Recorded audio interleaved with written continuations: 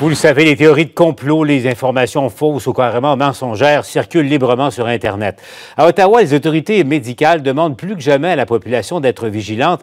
Michel, des informations sans fondement circulent sur la COVID-19 et parfois, ça peut avoir d'importantes répercussions.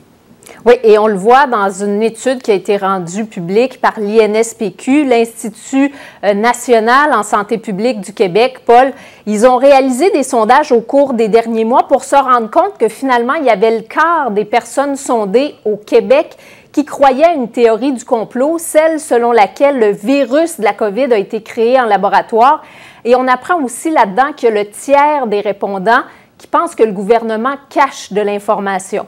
Seulement 6 % des gens qui croient qu'il y a un lien entre les tours de télécommunications 5G et la COVID. Reste que pour les chercheurs, c'est préoccupant parce que le gouvernement doit contrer ces mauvaises informations. On peut écouter une chercheuse.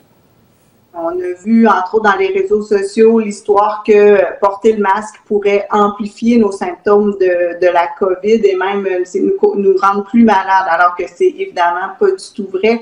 Et donc, si on commence à croire à ces fausses nouvelles-là ou ces fausses théories-là, ben là, il peut y avoir effectivement un problème. Donc, Paul, on nous dit à Ottawa, dans un contexte de COVID, quand on consulte des informations, quand on écoute des informations ou on en partage, on vérifie que ce soit des infos qui sont vérifiées. Michel Lamarche, à Ottawa.